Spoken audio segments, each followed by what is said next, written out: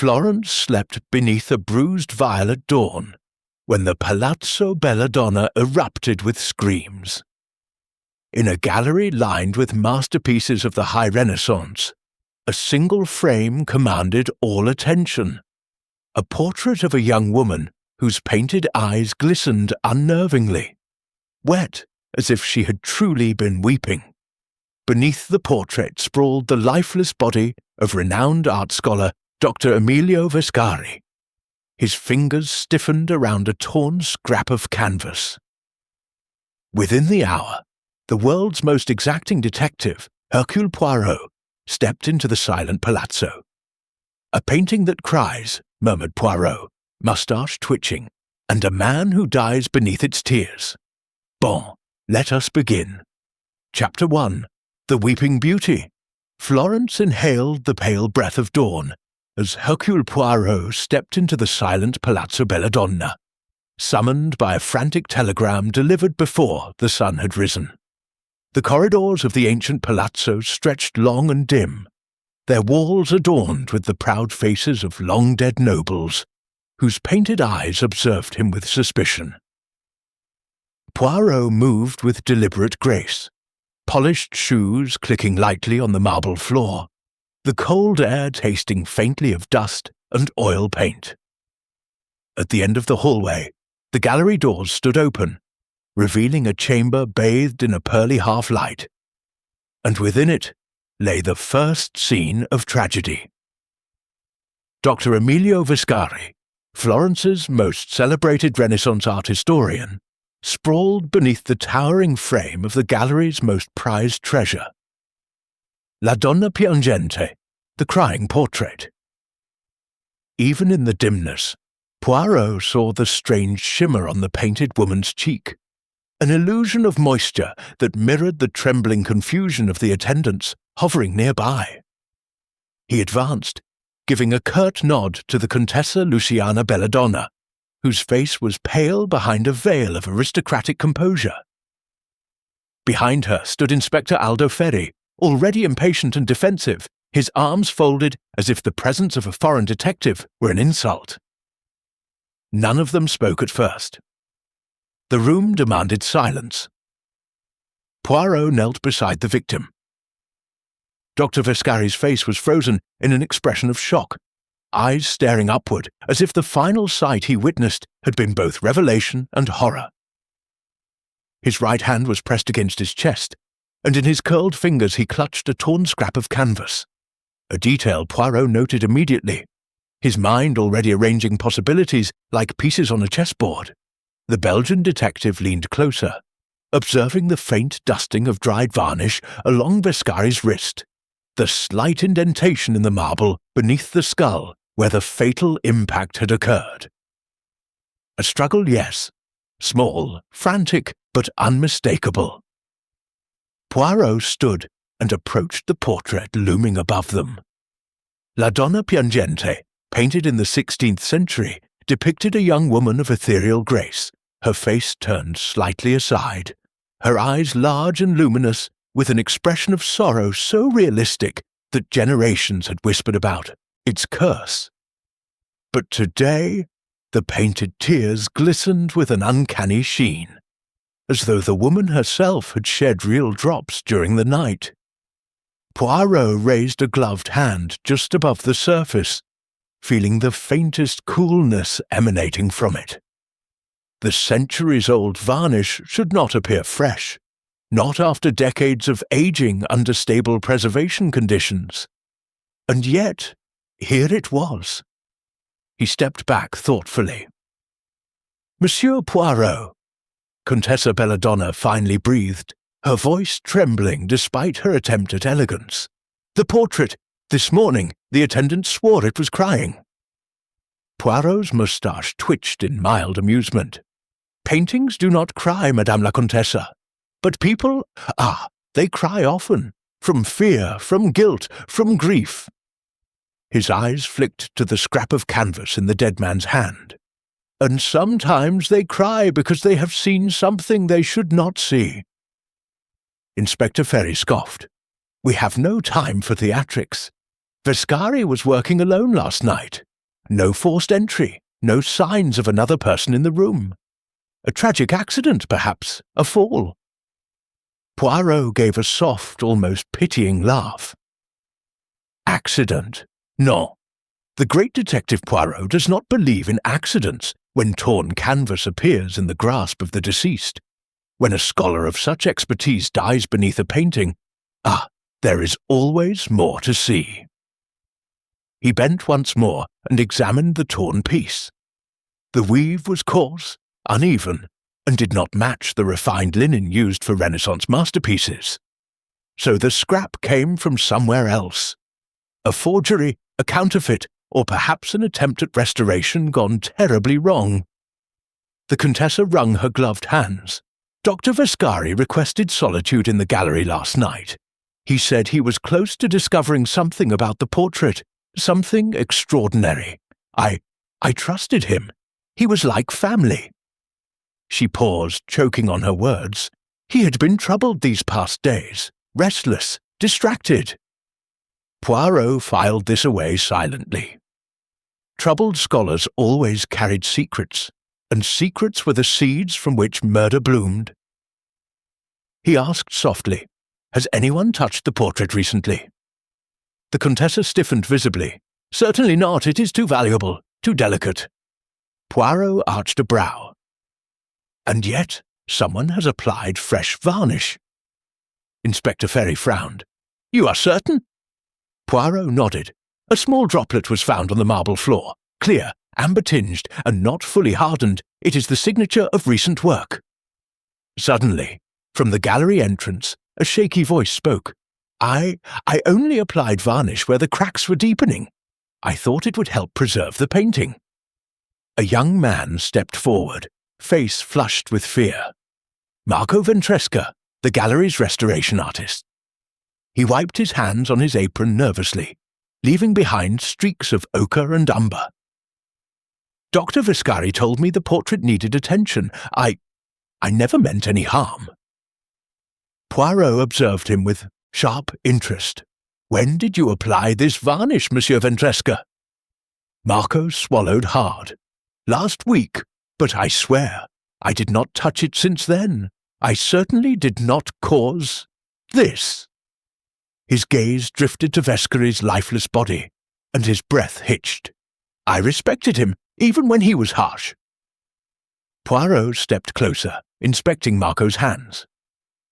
There were minute specks of golden varnish under the nails, fresh, far too fresh for something applied a week earlier. Poirot looked up sharply. "You lie, monsieur." Marco's face paled. No, Poirot raised a hand. "Later. You may explain later. For now, I note your dishonesty." Inspector Ferry glowered. "Poirot, enough. The young man is frightened. Vascari likely startled him during a routine inspection." Poirot ignored the interjection.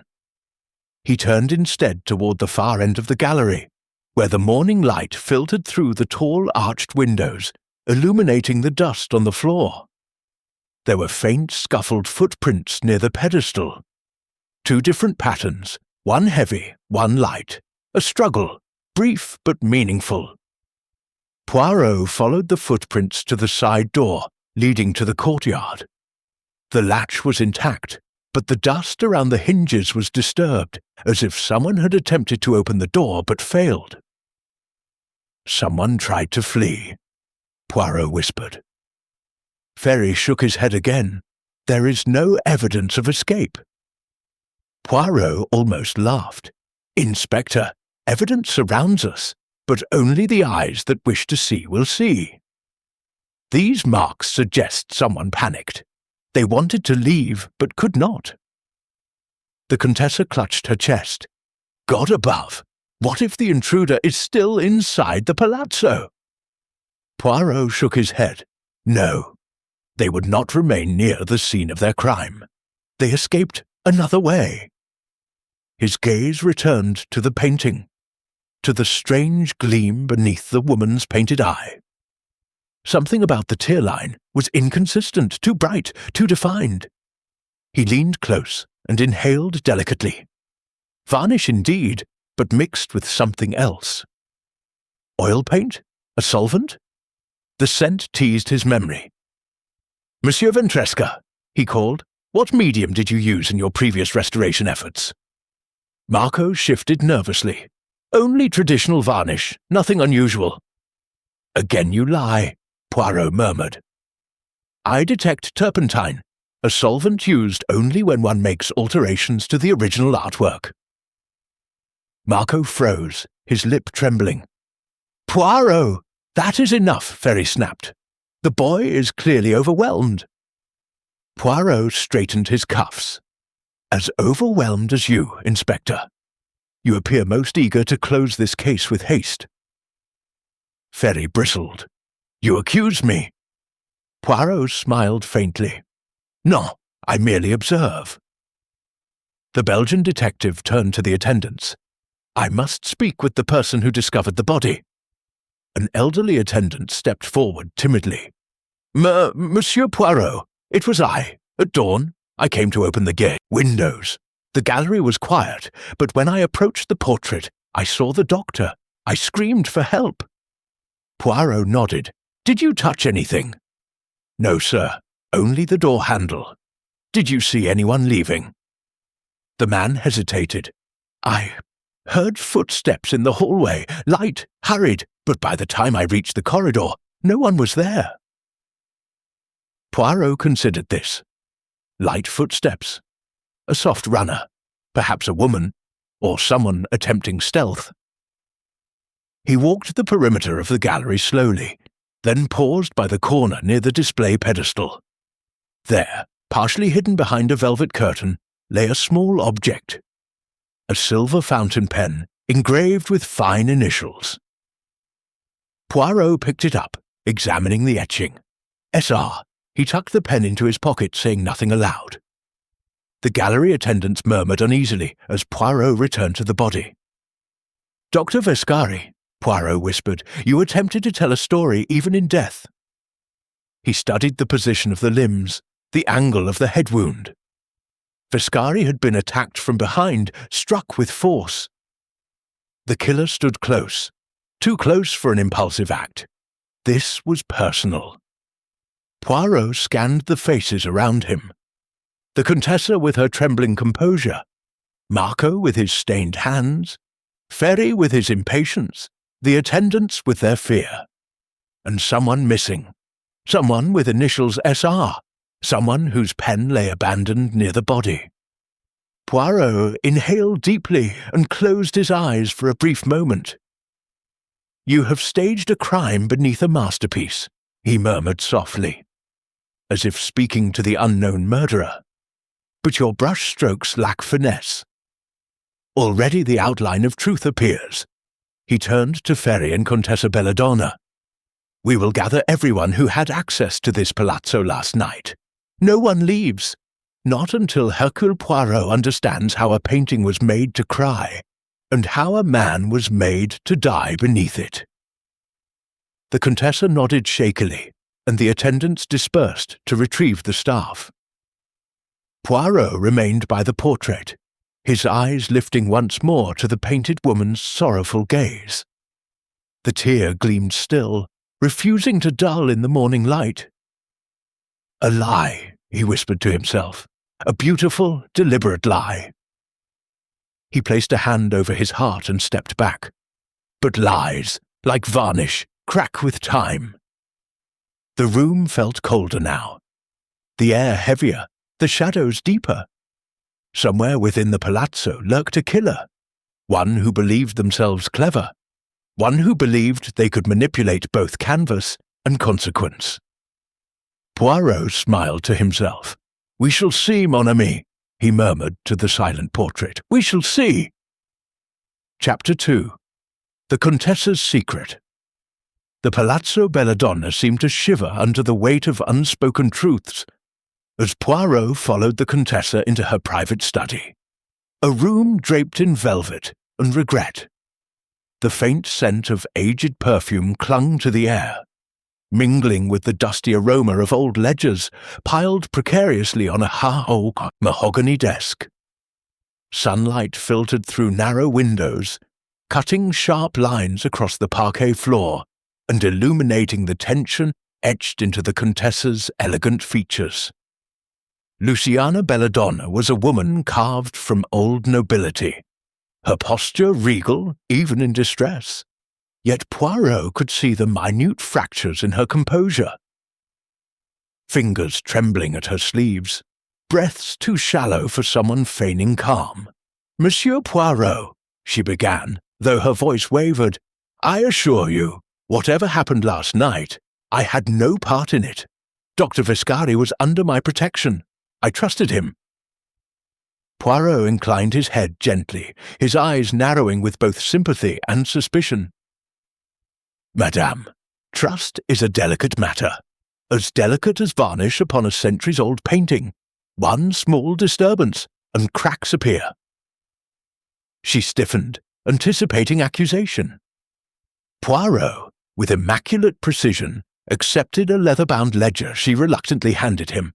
"I offer this not as an admission of guilt," she said hastily, "but as proof of my desperation. The gallery has been drowning, monsieur. Financial ruin looms over my family. This palazzo, it is all we have left." Poirot opened the ledger with the care of a man disassembling a bomb. Rows of numbers spilled out: debts, unpaid restorations, failed exhibitions. A sobering sum stared back at him, a deficit large enough to swallow even an aristocratic fortune. The Contessa turned away, pressing a gloved hand to her brow.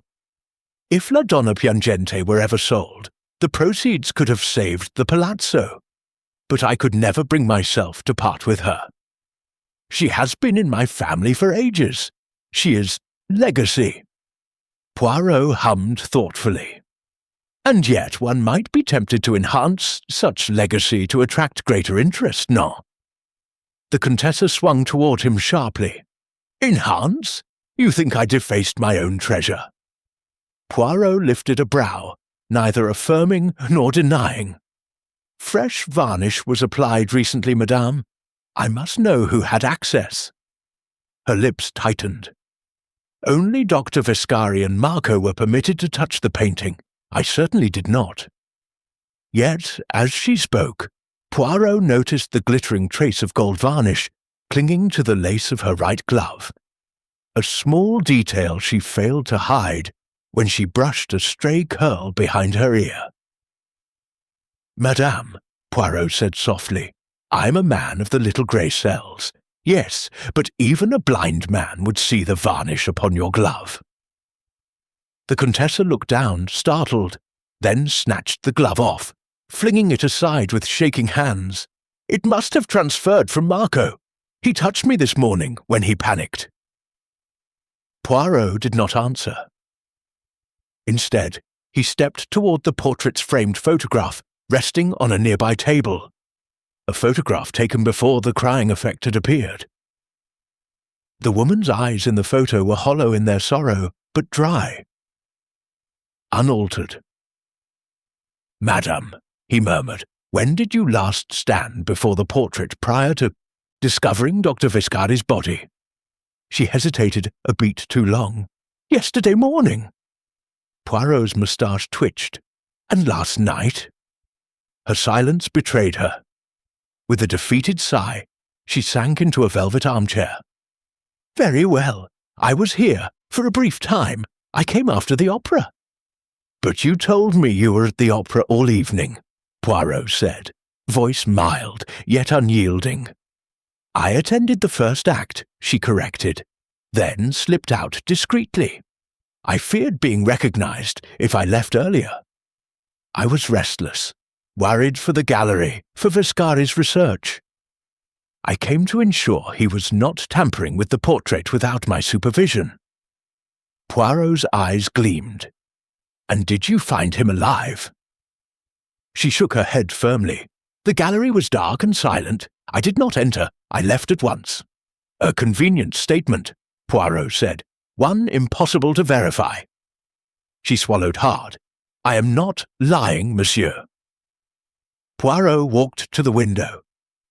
The courtyard outside lay still, its stones bearing faint muddy footprints leading toward the servant wing. but none leading away. Someone had fled in haste. Someone who knew the secret passages of the palazzo. Poirot turned back to the Contessa. "You feared Vescari would reveal something. Something about the painting, perhaps?" She bowed her head. "Dr. Vescari confided in me 3 nights ago. He believed he had discovered a flaw in the portrait, something beneath the varnish layers, something he claimed could change art history. He said it demanded greater investigation." Poirot's expression sharpened. "And this revelation frightened you?" "Terrified me," she whispered. "If the portrait were revealed as a forgery, my family's name would be ruined. The gallery would lose its greatest treasure." "Ah," Poirot murmured, "fear is a powerful motive, especially fear of disgrace." "I did not kill him," she cried, her eyes brimming with panic. "I swear it on my father's name.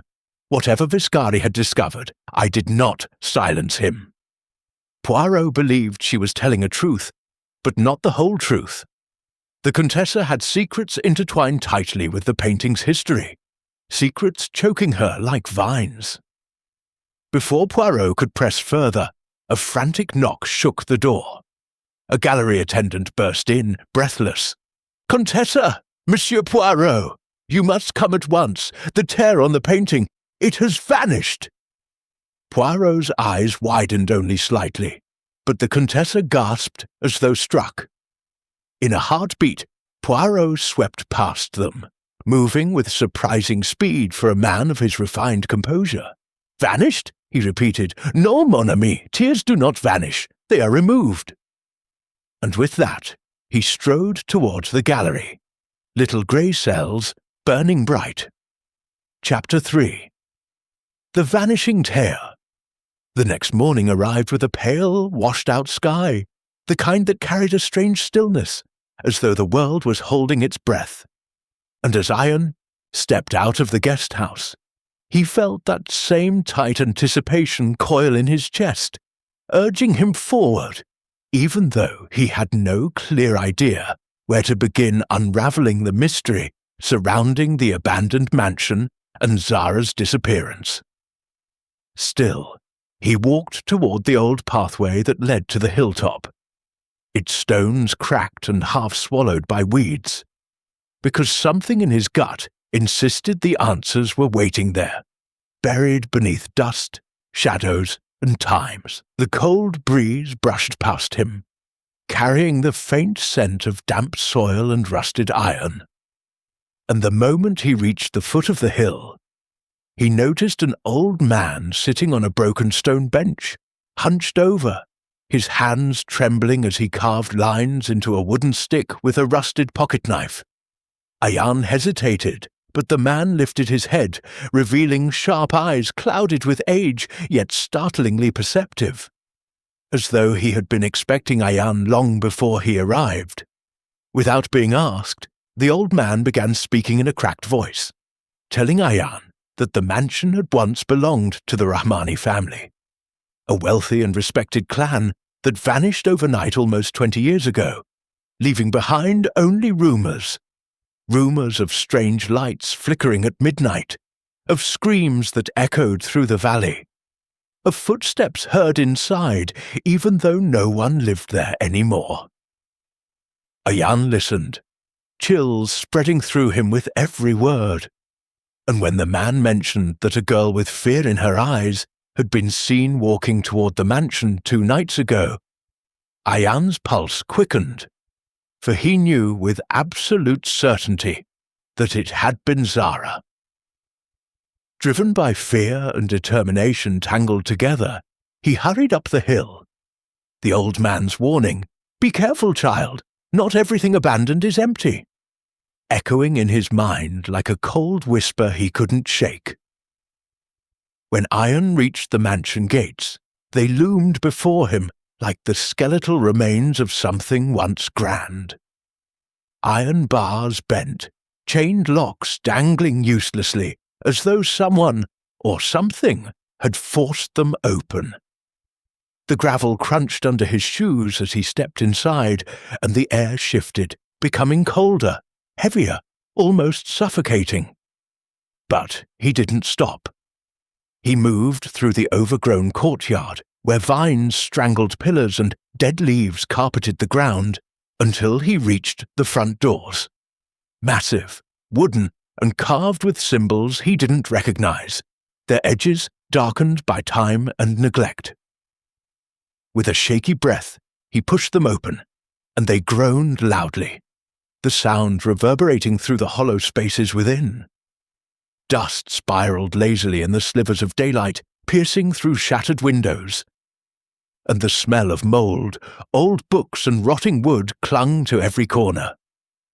Ayan called Zara's name, but only the faint echo of his own voice returned to him. Stretching through the corridors like a ghostly mimic, mocking his desperation. He walked deeper inside, each step echoing eerily, and soon stumbled upon a room that appeared untouched by time, furniture still arranged neatly, curtains only slightly faded, and a large portrait hanging above the fireplace, depicting a young woman with hauntingly familiar features, eyes that seemed to follow him with silent intensity, as though she knew him, as though she had been waiting for him. Ayan felt an inexplicable pull toward the portrait, but before he could examine it further, a soft thud echoed from the hall outside. He froze, every sense sharpening, and slowly stepped back into the hallway, only to find a trail of muddy footprints leading toward the staircase, fresh footprints, small ones, as though belonging to a girl who had walked there not long ago. Zara. His heart pounded as he followed the trail upward, the steps creaking beneath him, dust swirling with each movement. And when he reached the landing, he noticed a door at the far end cracked open, faint light flickering from inside. Ayan approached cautiously, pushing the door wider, revealing a room filled with old records, maps and journals scattered across a wide wooden table, as though someone had been studying them moments before he arrived. Among the papers lay Zara's bracelet, the silver one she wore every day, glinting faintly in the dim light.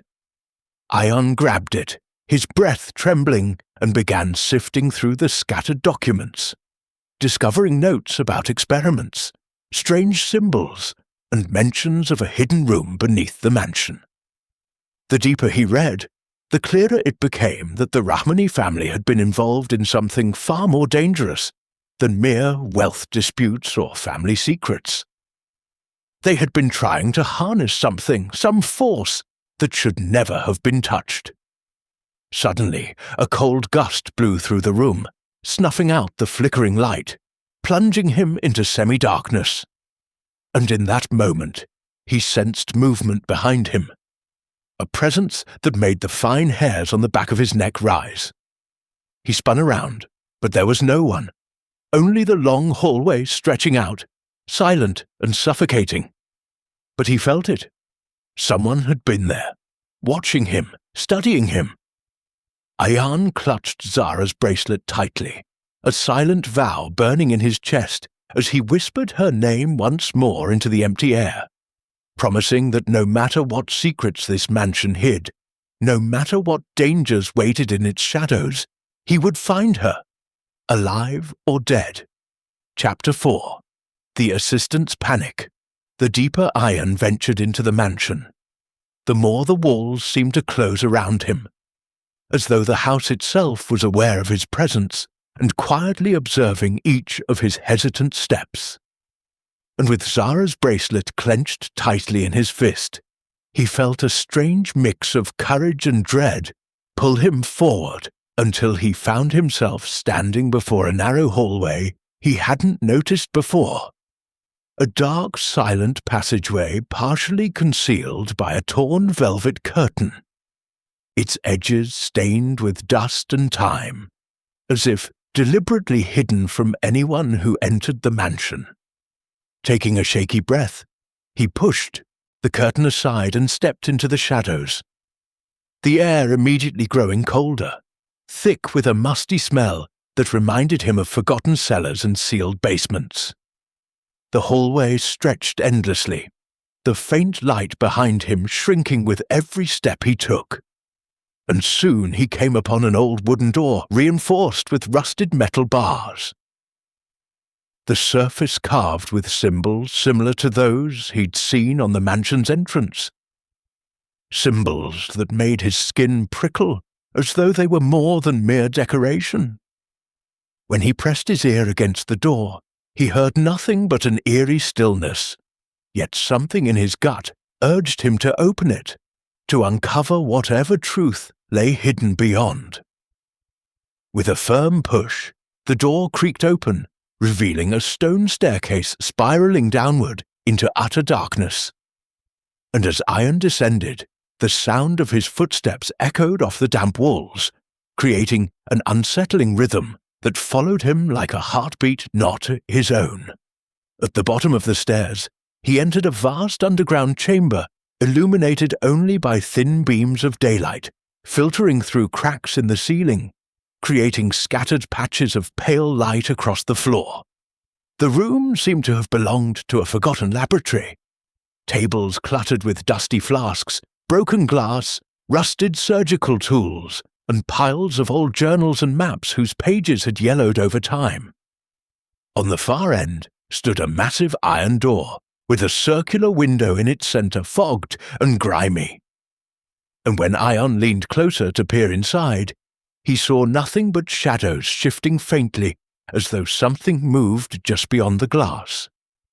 A cold shiver ran down his spine as he stepped back, noticing that the lab wasn't as abandoned as it appeared. Fresh footprints, smudged, light and unmistakably recent, were scattered across the dusty floor, zigzagging between tables and leading directly toward the iron door. His throat tightened. They matched Zara's size. He followed the trail, his breath uneven, and found a journal lying open on a nearby table, its pages filled with hastily scribbled notes describing a discovery the Rahmani family had stumbled upon, an anomaly, an energy source buried beneath the mansion, powerful enough to warp reality and twist the mind of anyone who tried to understand it. They believed it could grant impossible knowledge, but the more they experimented, the more unstable and dangerous it became, until the entire family began experiencing hallucinations, violent behavior, and eventually vanished without a trace.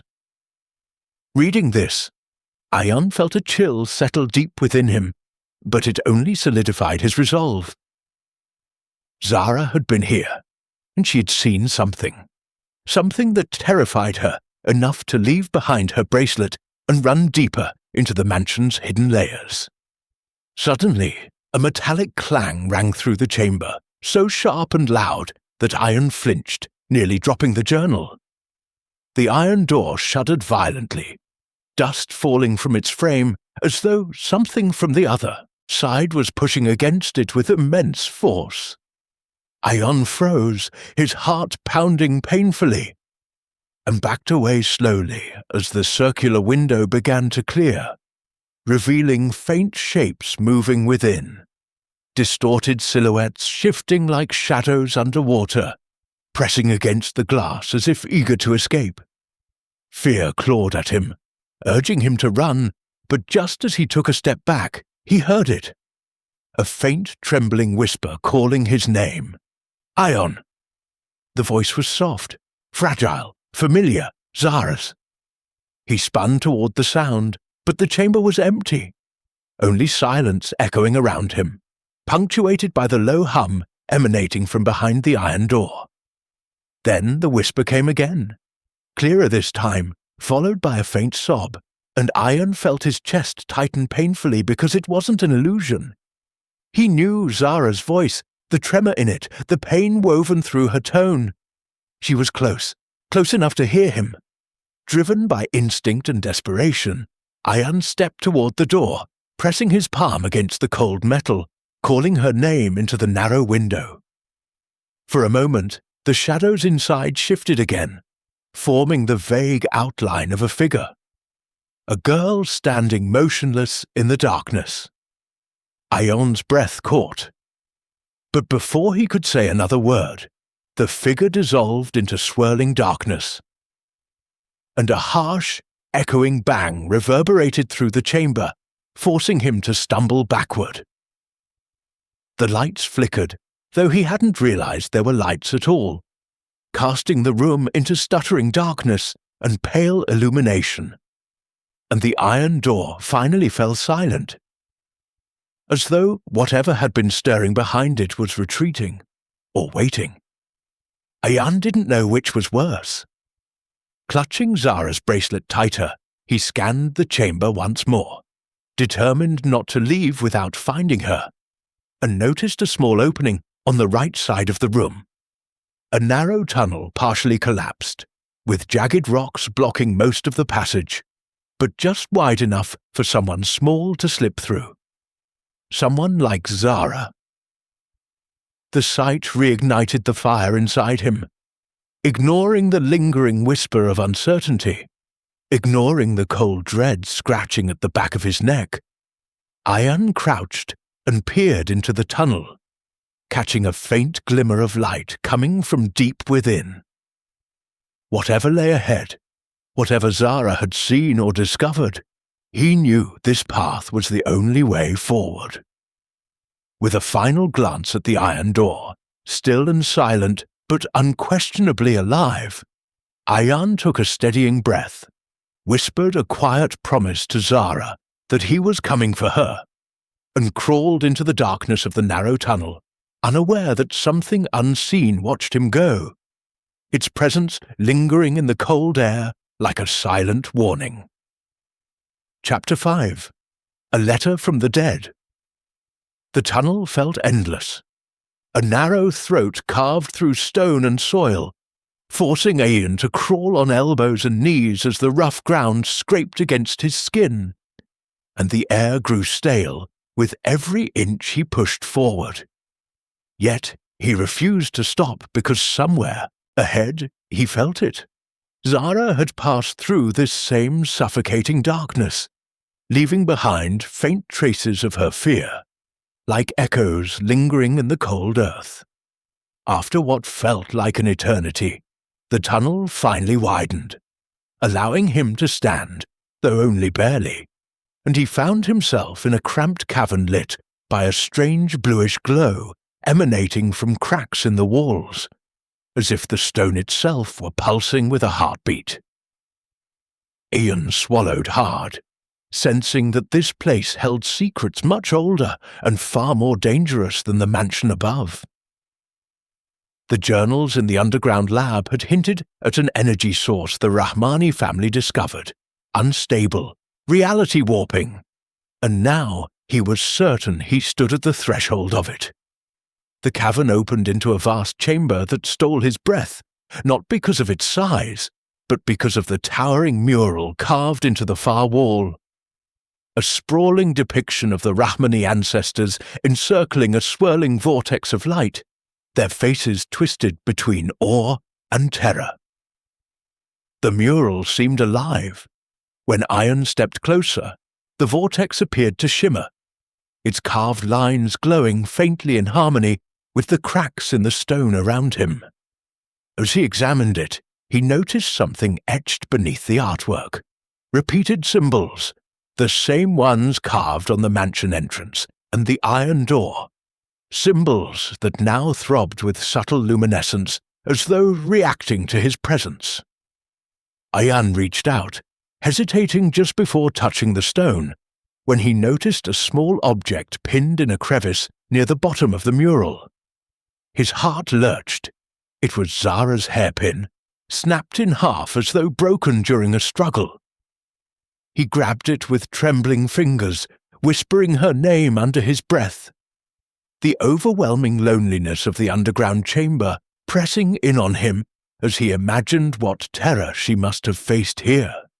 A sudden gust of cold air swept through the cavern, extinguishing the faint glow for a moment, and leaving Ian in near darkness, before the light slowly returned, weaker than before.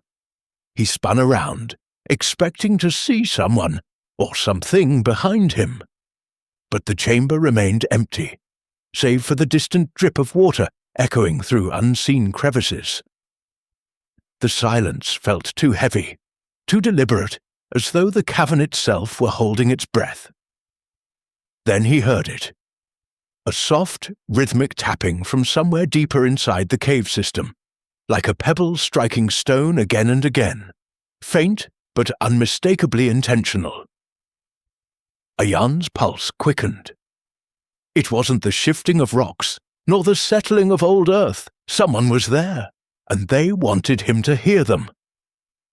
Following the sound, he entered a narrow passage that snaked downward, the bluish glow fading as he progressed until he was forced to rely on the weak beam of his phone's flashlight.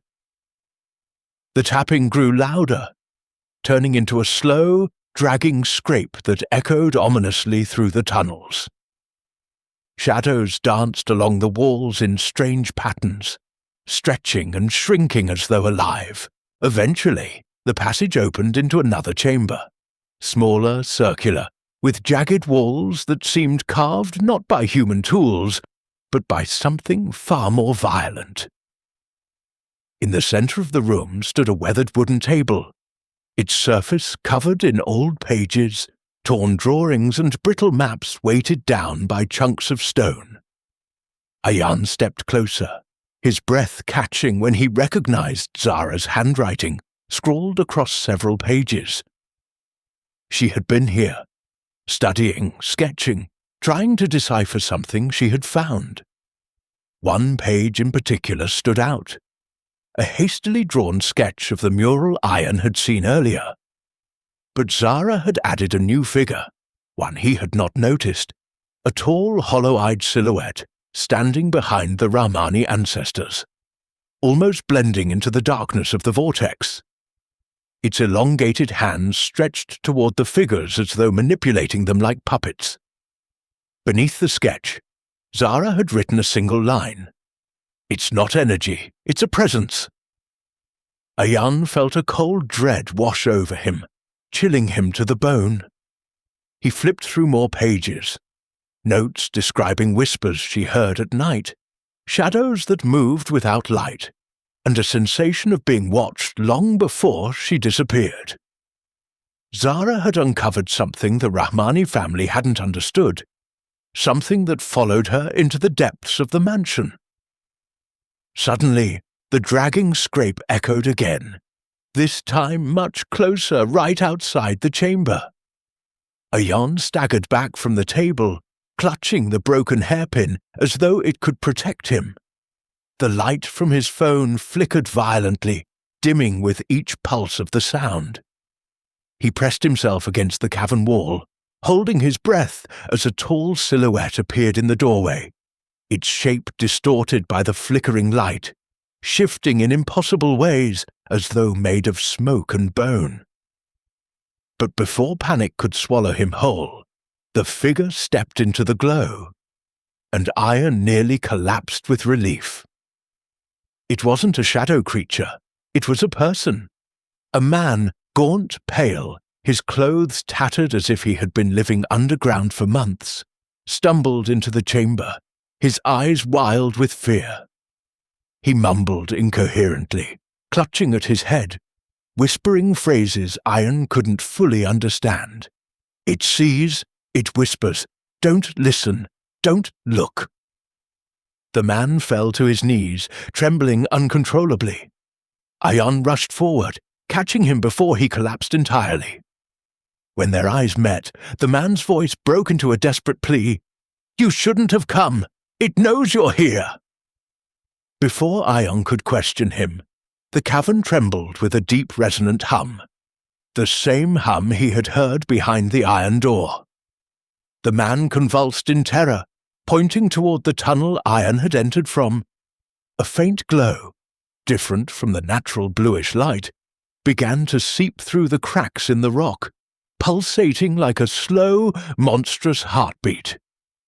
The man choked out one final warning. Run! Ayan didn't hesitate. Grabbing the pages of Zara's notes, he stumbled toward a secondary tunnel that branched away from the glowing cracks. The hum intensified, vibrating through the walls, shaking dust and fragments of stone loose as he fled deeper into the maze-like darkness. Only one thought anchored him, cutting through the terror threatening to overwhelm him. Zara was still alive, and whatever hunted them both was growing stronger. He had no choice but to keep going. The truth waited ahead. Chapter 6. The Hidden Studio. Ayan ran blindly through the narrow passage, the stolen pages clutched against his chest as the cavern behind him pulsed with a growing bone-deep vibration that felt less like sound and more like something alive pressing into the world, searching for him, tasting the air he breathed. The tunnel twisted sharply, forcing him to brace his hands against damp stone walls that seemed to pulse faintly under his touch, as though the presence Zara had described in her frantic notes had already seeped into every crack of the underground maze. His breath came in short, ragged bursts, sweat stung his eyes. Yet he pushed forward, driven not only by fear, but by a sharper, more desperate determination. The same instinct that had propelled him since the moment Zara vanished. He had promised himself he would find her, and now, with evidence of her struggle in his grip, he refused to let terror paralyze him. When the passage suddenly slanted upward, he scrambled on hands and knees, the rough stone scraping his palms, until he emerged into a high-ceilinged cavern, lit by a soft pool of daylight filtering from a fractured opening above.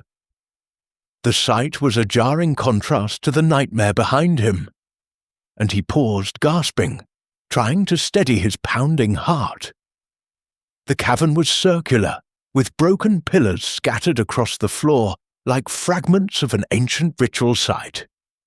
And in the center lay a shallow stone basin half filled with stagnant water. Ayan approached cautiously, noticing faint carvings etched along the rim, repeating symbols that matched the ones Zara had sketched, symbols that now seemed to pulse faintly in rhythm with his heartbeat. As he studied the basin, something caught his eye, a reflection that wasn't his own. He froze, leaning closer. A girl's face shimmered faintly on the surface of the water, her eyes wide with fear, lips trembling as though whispering words he couldn't hear. Zara! His breath hitched. He reached toward the water, but the image rippled violently before dissolving into darkness, leaving only his distorted reflection staring back at him. A wave of helplessness washed over him, but he forced it down. She had tried to communicate. That meant she was still conscious somewhere within this underground labyrinth, still fighting whatever force hunted her. Suddenly, a soft rustle echoed from the darkness behind one of the broken pillars. Ayan spun, muscles tensed, his mind racing through possibilities. Another survivor like the gaunt man, another apparition, or something far worse. The shadow moved again, and this time a hand appeared, followed by a figure limping into the faint light. A woman, her face pale, eyes sunken with exhaustion, her clothes torn as if she had struggled for days. She raised her hands in surrender, her voice cracking as she spoke. "Don't be afraid. I won't hurt you." Ayan hesitated, studying her carefully, noting the trembling in her legs, the desperation in her gaze. "Who are you?" he demanded. The woman sank against a pillar, clutching her ribs as though they pained her. "My name is Farah Rahmani," she whispered. Ayan's blood ran cold. The Rahmani family had vanished decades ago, yet here she was, breathing, trembling, alive. Before he could question her further, Farah's voice trembled with urgency. "You're looking for the girl, the one who came here recently." Ayan's pulse quickened. "Zara," Where is she?" Farah closed her eyes for a moment, gathering strength before answering. "She awakened it far more than we ever did. The presence, the entity behind the symbols. It watches, it learns, it mimics, it knows fear, and it feeds on it." Her gaze drifted to the basin, a shiver passing through her. "We thought it was a source, an energy we could understand, but it is alive, patient, older than anything carved into these walls. And once it attaches itself to someone, once it enters their mind, it becomes nearly impossible to escape." Ayan's throat tightened. "Is she alive?" Farah nodded weakly. "Yes, but she's trapped between this world and the space it inhabits, held by her fear. If you want to save her, you must confront it before it consumes her completely." A deep rumble vibrated through the cavern, as though the entity sensed its name spoken aloud. Dust fell from the ceiling, and Farah's eyes widened with panic. "It's coming!" Ayan helped her stand, and together they hurried toward a narrow stone bridge that stretched over a deep chasm, the faint daylight barely illuminating the drop below.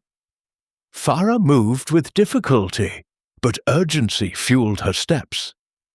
Halfway across, the humming returned, deep, resonant, growing louder by the second. Ayan felt the bridge tremble beneath them. Shadows began gathering at the edges of the cavern, swirling like smoke, forming deliberate shapes. Farah stumbled, clutching Ayan's arm. "Don't look at it directly," she gasped. "It corrupts what you see. It twists what's familiar." But it was too late. Out of the corner of his vision, Ayan saw a figure standing at the end of the bridge, small, trembling, unmistakable. Zara. His heart lurched painfully. "Zara!" he shouted, but Farah's grip tightened fiercely on his wrist. "That's not her!" she cried, her voice breaking with fear. The figure lifted its head, and for a moment, the face was exactly Zara's, the same terrified eyes, the same fragile expression. But then it shifted, warping into something hollow. Something stretched unnaturally as a second distorted voice echoed her name back at him. Ayan staggered, fighting the pull of its illusion, the deceptive comfort of seeing Zara again, even if it was a lie. Farah dragged him forward. "It wants you to follow its voice. That's how it finds a way into your mind." The entity's imitation dissolved into mist as the humming peaked, filling the cavern with a pressure so intense that Ayan felt his vision blur. Farah clutched her head, sinking to her knees. "There's a sanctuary ahead," she gasped. "A place where its influence weakens. Go!" Ayan pulled her up, half carrying her, as they rushed across the trembling bridge and into the tunnel beyond. The humming faded behind them, but not completely. It lingered like a whisper, a promise, a threat. Only when they reached a smaller chamber did Farah finally collapse, panting heavily. Ayan knelt beside her, fear and determination warring inside him. She looked up at him, her voice barely a whisper. "To save Zara, you must confront the heart of this place, but once you enter, it will show you everything you fear and everything you desire." Her eyes darkened with unspoken memories. "Don't believe anything it shows you." Ayan nodded, gripping the pages of Zara's notes with renewed resolve. Ahead of him, the tunnel continued deeper, toward the heart, toward Zara, and toward the presence waiting in the dark. He stood, took a breath that trembled in his chest, and walked forward. Behind him, the cavern's faint light flickered, as though something unseen smiled. Chapter 7. Inspector Ferry's Web. The tunnel ahead narrowed into a winding artery of stone, its walls slick with moisture that glimmered faintly under the trembling light of Ayan's dying phone battery. And as he moved deeper, the air grew thicker, colder, almost heavy enough to swallow each breath before it reached his lungs. Farah's weakened voice echoed in his memory. "Don't believe anything it shows you." And he held on to her, warning as tightly as he held the bundle of Zara's notes, though the weight of both pressed heavily on his mind. The passage sloped downward at a sharp angle, forcing Ian to brace himself against the uneven rock, and the deeper he descended, the more distant the world above felt, as though he were stepping into a place not meant for living people, a realm that existed only in nightmares or half-remembered folklore. The hum he had hoped to outrun returned slowly, faint at first, then growing with a steady pulse, threading through the stone like veins channeling some dark force. It was no longer just sound, it was something alive, aware, curious. Ayan could feel it brushing against the edges of his thoughts like unseen fingers, testing the strength of his mind. Finally, the tunnel opened into a cavern so vast that the thin beam of his phone could barely illuminate its edges. The stone floor stretched outward like a skeletal wasteland, cracked and uneven, with strange spiraling markings etched into the ground, markings that radiated from a single point deep within the chamber. Ayan approached cautiously, his steps slow and deliberate, and each footfall echoed unnaturally, repeating itself as though a second unseen presence walked just behind him. When he reached the center of the cavern, he froze, his breath catching in his throat.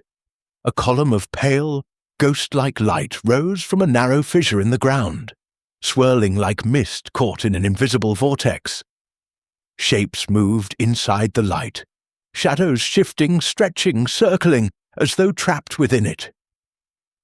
Ayan's heart pounded with a painful hope. Zara could be in there. He stepped closer, squinting, trying to discern a familiar outline. Suddenly, the swirling shadows slowed, pulling inward, condensing into a single shape. A faint silhouette materialized, a girl's figure, small, trembling, unmistakably familiar. Ayan stumbled forward, tears burning behind his eyes. "Zara!" he cried, reaching out instinctively. The silhouette turned its head slowly, her face becoming clearer with each passing second, pale, frightened, with eyes full of sorrow. Ayan's chest constricted painfully. "I'm here," he whispered, taking another step. But then the air shifted, cold, wrong, unnatural. Zara's lips didn't move, yet her voice echoed around him, her tone hollow and distant. "Ayan, you left me." His stomach twisted. He shook his head, reaching closer. "No, I came for you. I've been searching everywhere." Her face contorted, stretching unnaturally at the edges like a reflection rippling in broken glass. "You let me fall," she whispered, her voice splitting into layers, each one more distorted than the last. "You let me disappear." Ayan stumbled back, Farah's warning slamming into him like a cold wave. "Don't believe anything it shows you."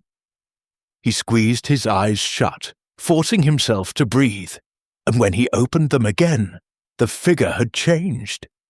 Zara's soft face now twisted into a grotesque mockery.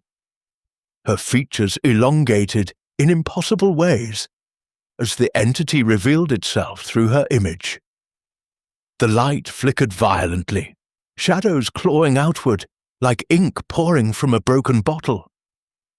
The cavern trembled with a deeper hum, resonant enough to shake Ayan's bones. The apparition dissolved into tendrils of darkness that reached toward him, tracing the air with unnatural fluidity before retreating, as if testing how close it could come without breaking him completely. Gathering his courage, Ayan stepped forward again, not toward the illusion, but toward the fissure where the light originated. Zara's notes had mentioned this place. The heart is where the boundaries thin. It will reflect your fear before it reveals the truth. He remembered her handwriting, uneven, trembling, and he understood the meaning now. The entity was trying to overwhelm him, to fracture his senses long before he reached its core. Ayan steadied himself, whispering pointlessly into the cavern, "I'm not here for you. I'm here for her." His words echoed strangely, splitting into layers that returned to him, sounding like different versions of himself. One afraid, one uncertain, one desperate. A low rumble answered him. The ground beneath his feet vibrated, and from the edges of the cavern shadows began to rise, coiling upward like serpents made of smoke. They formed ghostly silhouettes, people, dozens of them, figures with hollow eyes and stretched faces, twisted in silent screams. Ayan recognized some from old photographs of the Rahmani family. Others were strangers, perhaps victims from decades past. They stood around him in a tightening ring, unmoving yet impossibly loud in their presence. The air seemed to thicken with whispered accusations, regrets, warnings, voices that crawled into Ayan's ears, merging into a choir of despair. He clenched his jaw, fighting the rising panic, focusing on the fissure ahead where the column of light pulsed with a heartbeat not entirely its own. Summoning every ounce of strength, he stepped into the circle of light. Immediately, the cavern vanished around him, replaced by a vast, shifting void.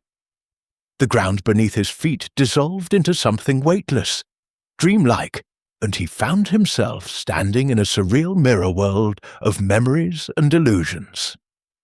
The void reshaped itself into familiar scenes. Zara's room, the old cafe they used to visit, the library where she had spent hours researching the Rahmani mystery. But each place was twisted slightly, bent around edges as though reality itself struggled to remain stable. In the center of this shifting world stood Zara, this time unmistakably her, fragile and pale, her eyes filled with unshed tears. "Ayan," she whispered, her voice soft and real, "I'm scared." He rushed toward her, but the ground rippled, pulling her backward as the void warped violently. A monstrous silhouette rose behind her, a towering shadow with no defined form, a mass of writhing darkness that reached toward her with tendrils dripping like ink in water. Zara cried out, her voice breaking, "It won't let me go!" Ayan felt something inside him snap, not in fear, but in fierce, blinding resolve. "Then I'll tear you out of its hands," he said through clenched teeth. The void pulsed, the shadow recoiling as though startled by the strength of his voice. The fissure beneath him trembled, light spiraling upward in wild motion. The presence roared, a sound not meant for human ears, shaking the fabric of the illusion. And as the void collapsed around him, the shadow lunged. Ayan grabbed Zara's arm, pulling with every ounce of strength he possessed. The darkness wrapped around them both, dragging, clutching, struggling in desperation, but Ayan refused to let go. Not this time, not ever. The light erupted, swallowing everything. When the world snapped back into the cavern, Ayan was on his knees, gasping, his hands empty. Zara was gone, and for the first time the entity spoke, its voice a layered chorus echoing from every surface of the cavern. "You cannot save what you do not understand." Chapter 8. Shadows Beneath the Frescoes. The night settled heavily over Florence as Poirot returned to the Palazzo d'Argento, the echo of Lucia's trembling confession still circling his mind like a moth trapped in lamplight. The palace loomed in semi-darkness, its once proud marble lions at the entrance now appearing mournful, as though aware of the secrets festering inside. Poirot stepped into the grand hall, where only a single oil lamp flickered near the foot of the staircase, casting spidery shadows across the ceiling frescoes. He paused, letting his sharp eyes adjust, sensing not silence but tension, an invisible vibration in the air, the kind that warned him more truths were about to uncoil. As he walked deeper into the hall, he heard the soft shuffle of footsteps. Signora Bellini emerged from the corridor, her shawl wrapped tightly around her shoulders, her eyes rimmed with the redness of someone who had cried, but would never admit it. She claimed she had come merely to check the windows, but Poirot read something else entirely. Fear, yes, but also anticipation. As though she expected the night to deliver a revelation she could neither halt nor welcome. Dismissing her gently, Poirot climbed toward the upper galleries, where Giovanni's unfinished manuscript and the crying portrait's frame awaited him. Along the staircase walls, faces from centuries-old paintings stared down at him, their expressions eerily shifting in the wavering lamplight. It was as though the artisans of long ago had imbued them with warnings. Beware the truth beneath the surface. In Giovanni's study, Poirot moved with meticulous care. The air felt colder here, as though the room had not recovered from the violence of its former occupant's final moments. On the desk, he reopened the manuscript pages, piecing together the phrases Giovanni had scrawled with urgency. The portrait is a confession. She was never meant to be immortalized. Forgive me, Caterina. Poirot tapped the paper thoughtfully. The victim had not been killed because of greed alone. This death was rooted in guilt, betrayal, and something far older than the palazzo's walls. A faint creaking made him turn sharply. Someone had approached the study. Matteo slipped inside, shoulders tense, eyes darting toward the manuscript with barely disguised interest. He claimed he had come to fetch a ledger he'd misplaced earlier, but Poirot knew the young curator's lies by their very scent, thin, hurried, and barbed with desperation. Matteo's gaze lingered too long on the manuscript, too long on the portrait's empty frame, too long on the inspector himself. When he hurried out again, Poirot followed at a distance, observing as Matteo descended into the restricted basement archives, the same place Matteo had earlier insisted was locked for restoration. Deciding that some mysteries should not wait for morning, Poirot descended the narrow stone steps after him. The basement air carried a chill flavoured with dust and old varnish. The archives stretched in rows of towering shelves, shadows pooling between them like black water. Poirot moved silently until he heard Matteo's hushed voice. The young man was not alone. Lucia stood with him, tearful but resolute, clutching a bundle of documents pressed to her chest. Their argument was sharp but whispered, with phrases cutting through the darkness. "He will find out." "It wasn't supposed to go this far. We should have burned it." Poirot stepped into the aisle, clearing his throat softly. The siblings froze, because there was no mistaking it now. Lucia and Matteo Bellini were hiding something. Matteo tried to mask panic with indignation, but Lucia, trembling, could not meet Poirot's gaze. The detective asked no questions. Instead, he merely observed the bundle Lucia carried. Slowly, almost reverently, she unwound the cloth, revealing aged sketches, torn diary pages, and a crumbling portrait study, unmistakably belonging to Giovanni. In it, Caterina, the woman of the crying portrait, was depicted not sorrowful as the final painting showed, but furious, as if resisting her likeness being captured. Lucia confessed that they had found these hidden beneath the palazzo's chapel floor months earlier, but Matteo insisted they sell them discreetly to pay family debts. Giovanni had discovered the missing sketches and confronted Matteo. Their argument, overheard by Lucia, had grown heated, but she insisted Matteo had not killed him. Giovanni had left the archives alive. Poirot weighed their words in silence.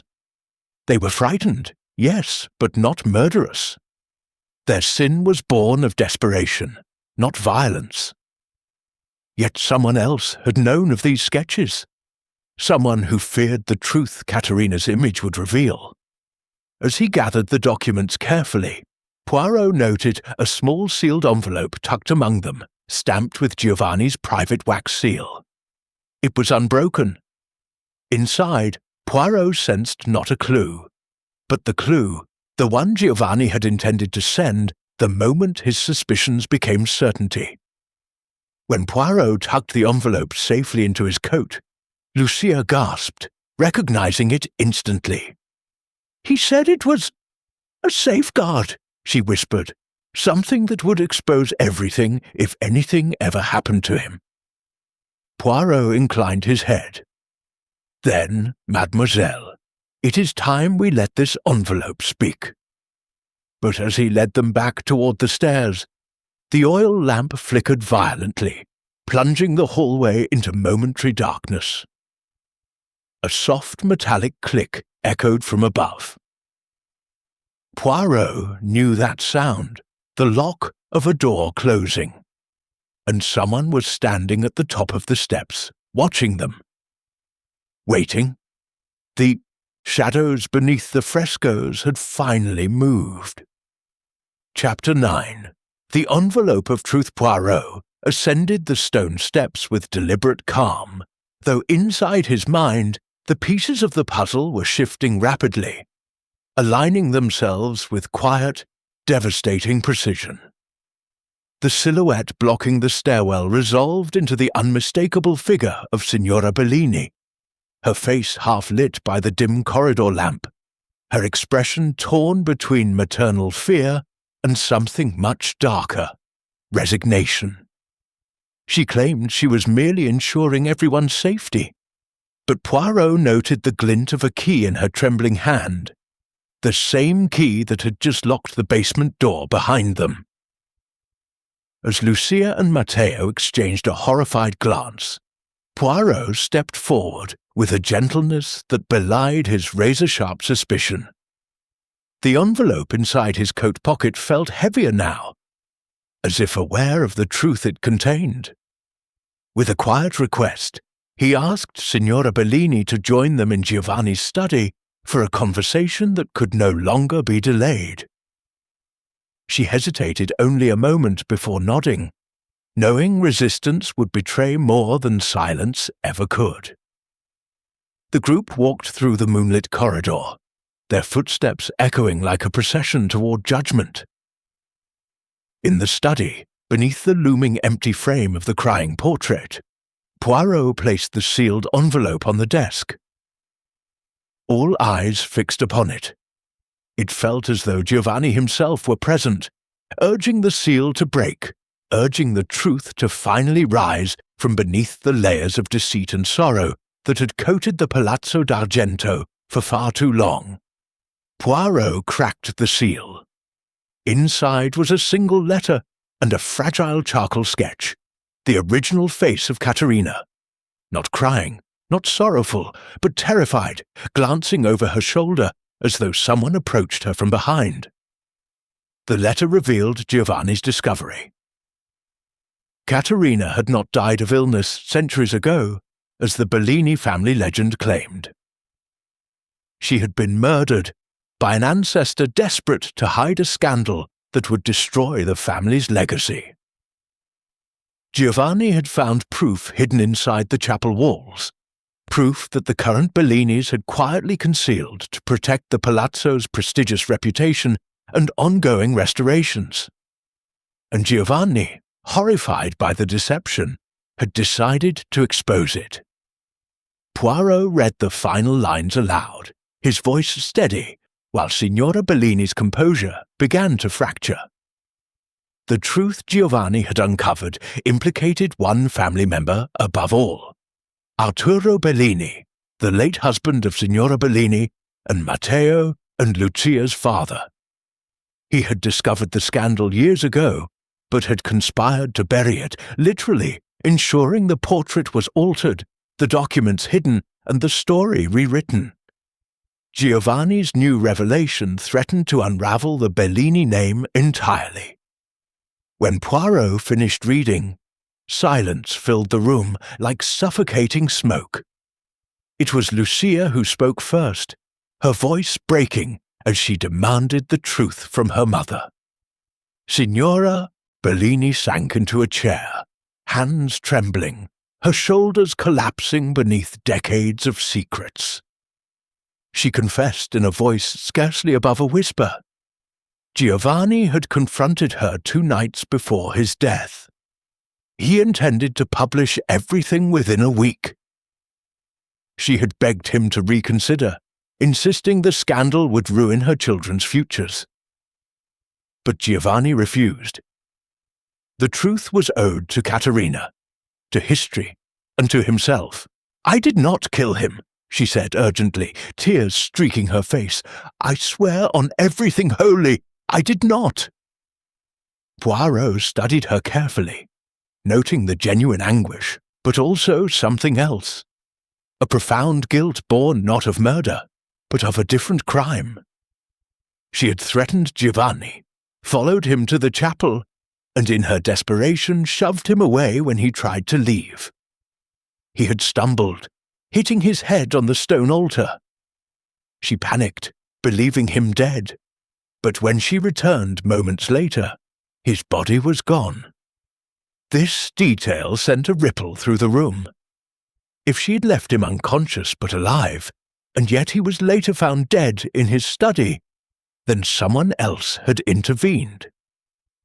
Someone who knew where Giovanni kept his manuscript. Someone who wanted the truth buried forever.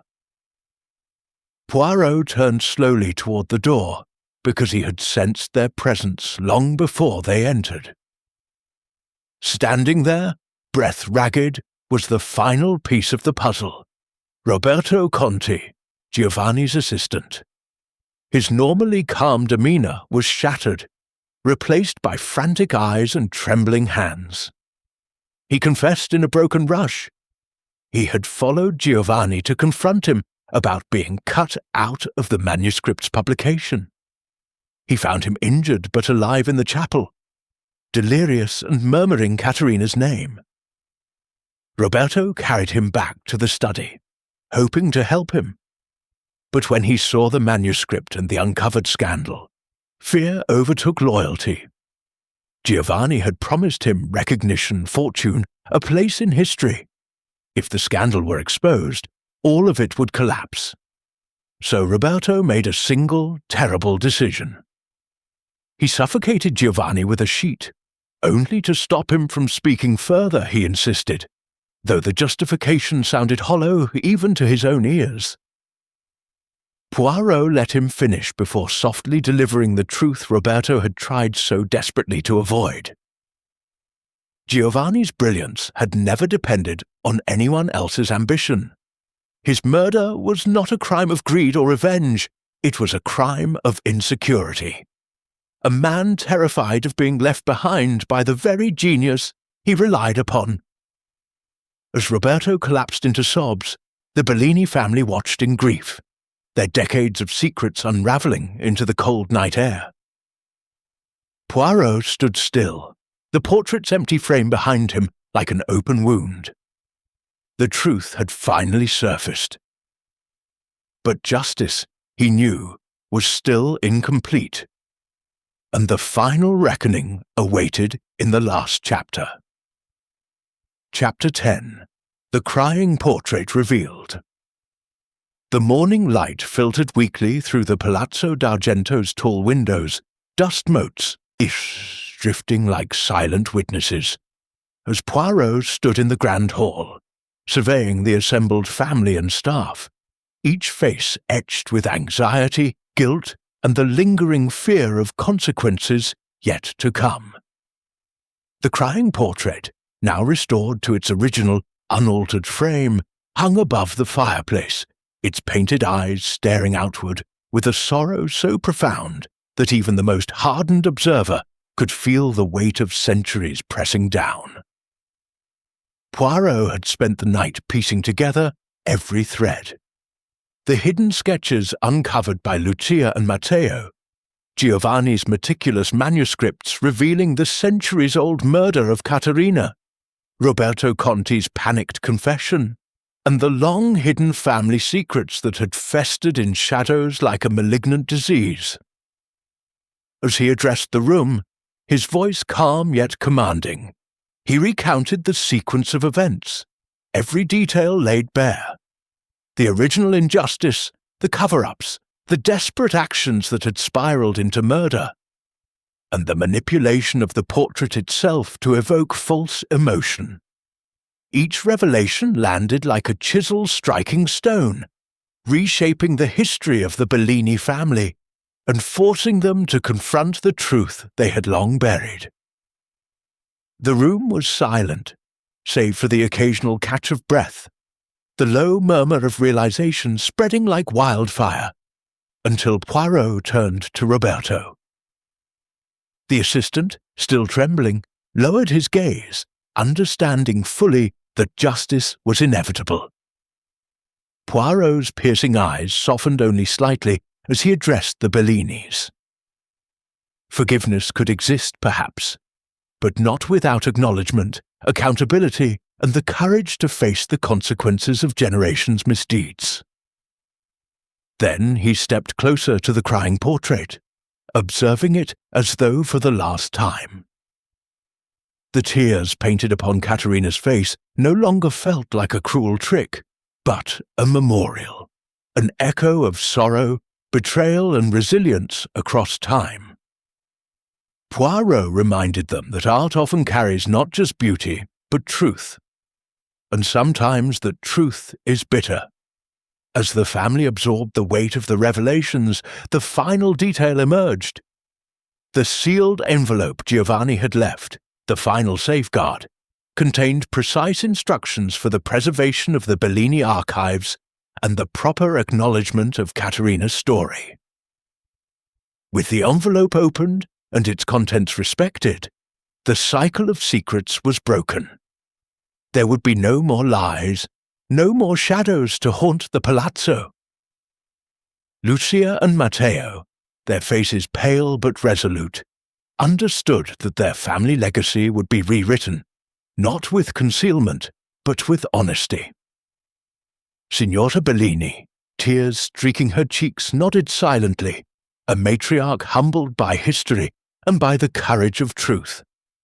Outside, sunlight grew stronger, casting long golden beams through the high windows, illuminating the hall and the crying portrait alike.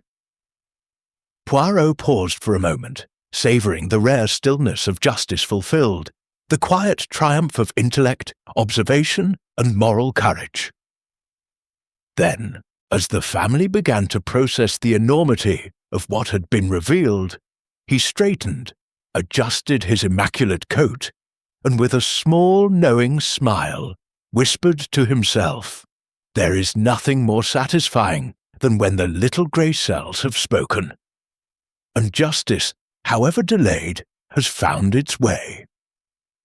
And with that, Hercule Poirot turned and left the Palazzo d'Argento, leaving behind a family forever changed. A portrait finally understood, and the echo of a mystery resolved, but never forgotten.